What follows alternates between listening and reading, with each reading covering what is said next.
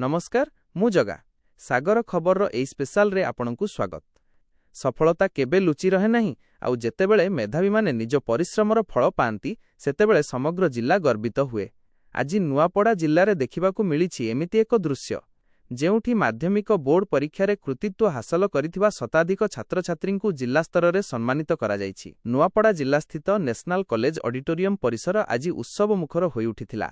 जिला प्रशासन पक्षरु आयोजित एही स्वतंत्र संबर्धना सभारे मुख्य अतिथि भावे जोग देइथिले जिल्लापाल मधुसूदन दास, नुआपड़ा विधायक जय ढोलकिया एवं एसपी अमृतपाल सिंह।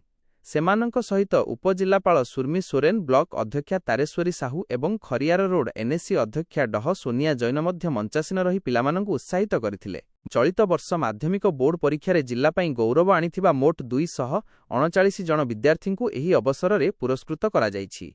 सेमानंक मध्यरे 13 जन ए बिना एक ग्रेड पाइथिबा बेले 226 जन ए बिना 2 ग्रेड पाइथिबा कृति छात्र छात्री रहिछंती।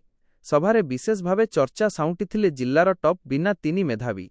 प्रथम स्थान अधिकार करिथिबा पूनम मेहेर, द्वितीय स्थान रे अंशुमान बारिक एवं तृतीय स्थान रे थिबा राहुल कांडंकु अतिथि माने मानपत्र और पुरस्कार देई संबर्धित करिथिले। कार्यक्रम रे जोग देई विधायक जय ढोलकिया एवं जिल्लापाल मधुसूदन दास कहिसंती जे एही सफलता केवल पिलामानंकर नुहे बरं सेमानंक पछरे थिबा शिक्षक एवं अभिभावकंक त्यागर फल।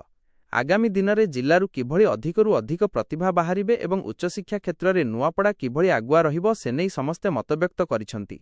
एही संबर्धना सभा अन्य छात्र छात्रींक मध्यरे एक नुआ आशा और प्रेरणा सृष्टि करिबो बोली जिल्ला शिक्षा अधिकारी आशा प्रकाश करिसंती। मेधावींक एही विजय यात्रा आगकू जारी रहू एवं सेमाने निज सफलता द्वारा जिल्लार नाम राज्य तथा देश स्तर में उज्ज्वल करंतु एहा ही शुभकामना।